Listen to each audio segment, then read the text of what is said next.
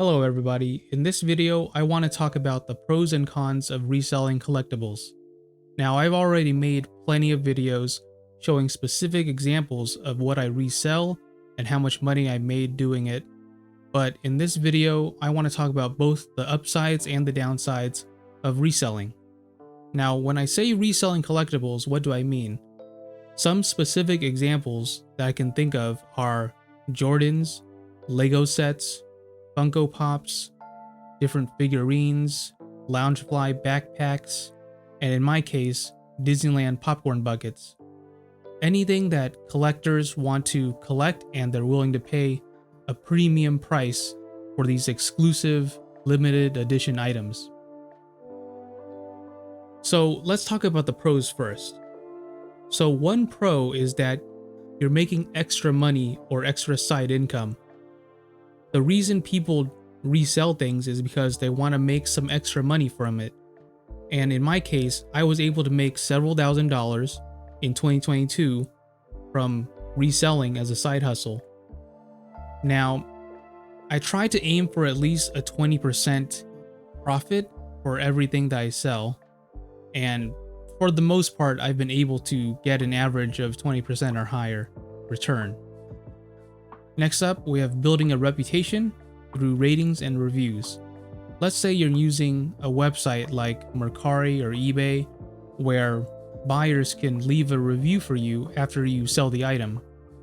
After a certain amount of time and after you sell a certain amount of items, you're going to build up more and more reviews.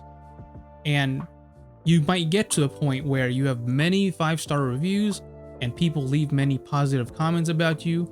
You're going to develop a reputation for being a good seller. And even if you're not reselling collectible items, you want to just sell things around the house or wherever, people will see your profile, they'll see all the 5-star reviews, they'll see all the positive comments, and they'll be more inclined to buy from you. Now, next up, we have developing skills such as first-hand experience with supply and demand, negotiation, and scheduling. And these skills carry over to other parts of your life. For example, negotiating a job offer or a raise at your job.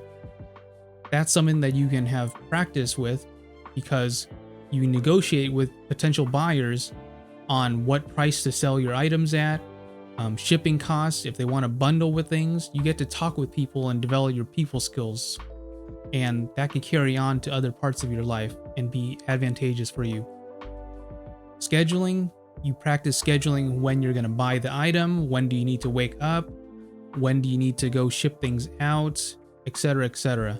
So you schedule when exactly you're going to do things, and that's a very useful skill to have in life. Now let's talk about the cons. First, we have the cost and availability of the items. In order to make money from reselling, you have to spend money to buy the items in the first place. Whether that's taking out a loan, using your credit card, there has to be some way for you to get these items to resell them. Not only that, but you also have to worry about the availability of the items. Even if you had the money to buy them, you still have to think about the availability. So for example, a lot of these items are very exclusive and they could either be bought only at a specific time or a specific place. One example are the popcorn buckets that I resell. A lot of them can only be bought from Disneyland in California. So someone from New York, they can't buy the same things that I can buy because they're simply not available in that area. So that's one thing, the cost and availability of the items that you're reselling. Next up, we have the availability of buyers. There's not an infinite amount of buyers for collectible items. Not everyone is a collector. Me personally, I'm not a collector either. I'm just selling these things, but I don't collect them myself.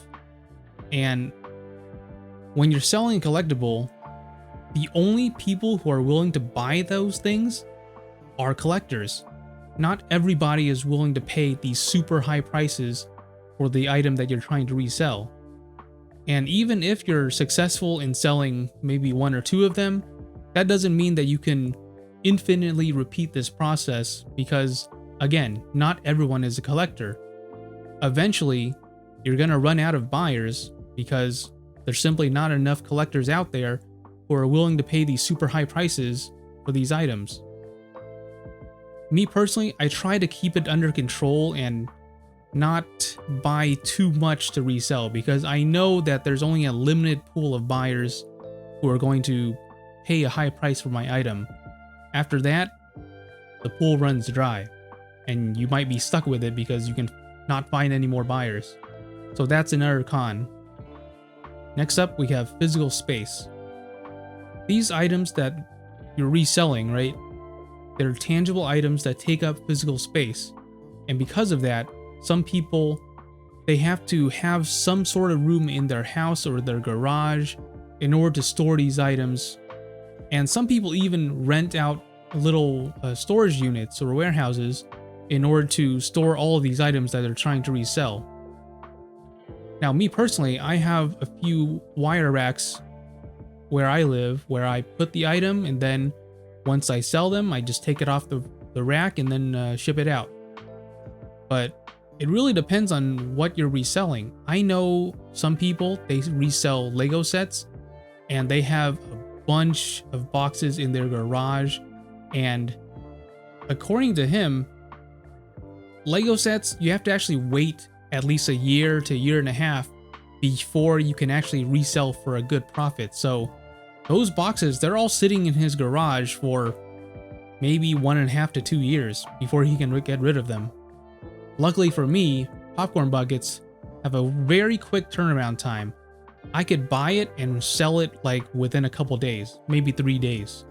So for me, I'm lucky that I'm in a market where I can buy something and resell it very quickly, so it doesn't take up too much space. But that is something that is a con when it comes to reselling collectible items.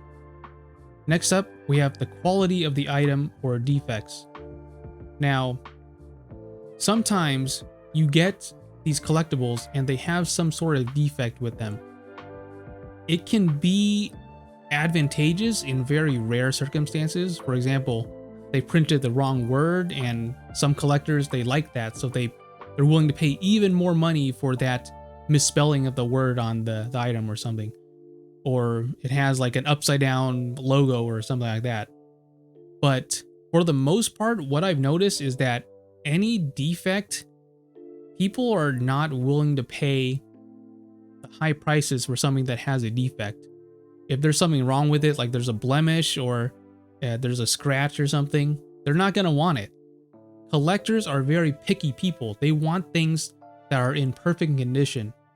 So because they want things that are in perfect condition, they're only willing to pay those high prices if there's not a single scratch on it, if all of the paint looks smooth and everything and it looks perfect and all the stickers are still in place. You want to make sure that these collectible items that you're reselling don't really have any defects on them, because most likely collectors are not going to want to pay super high prices for something that's damaged or not up to their standard of quality. Next up, we have packaging costs.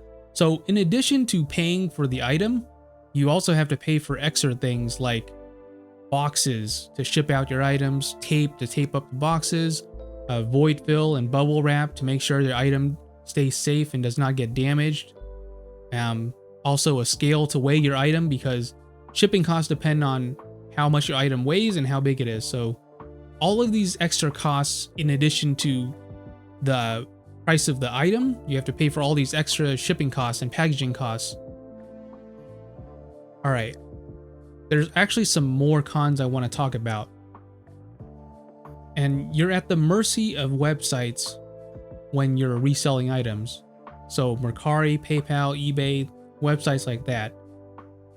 What I mean by this is, for example, recently Mercari changed their rules so that not only do you have to pay a fee according to the price of the item that you're reselling, but now they're changing it so that you have to also pay a fee based on the shipping costs of the item as well. Whereas before you didn't have to. So websites like these that you use for reselling, they could change their rules, they could change their fees, and you really can't do anything about it. You just have to obey what they decide. So you're at the mercy of these websites that you use for reselling. So that's a con, because I'm kind of powerless. I can't really tell Mercari, hey, I don't like that, change the rule back. You know, I can't do that. I simply have to follow whatever they decide. So that's a con. And lastly, taxes. And I put this in especially because I recently finished filing my taxes, and it is so much more complicated when I'm reselling all these items, because I have to keep track of so many more things. What I sold, also which date I sold them, how much I resold it for, how much did I pay for money and food while I was at Disneyland, how much am I driving, what's my, mileage, things I spend in gas money, things like that. All of the expenses I have to track so I could, write them off. And then I also have to track how much profit I made reselling these items as well. It's just a lot. I had to make a whole entire spreadsheet, do a lot of calculations. It's not the same as a W-2. A W-2 from your 9-to-5 job, they give it to you, you have all these different sections, and you just plug and chug. You just input all these numbers in, and it's super easy.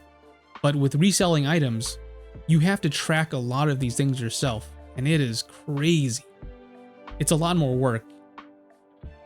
I'm finally done with it, so I'm glad I got it over with, but it is a real pain when you have to keep track of so many things when you're reselling. Alright, and that is pretty much it. That's the end of this video. I hope you guys found this helpful, and I'll see you guys next time. Thank you. Bye.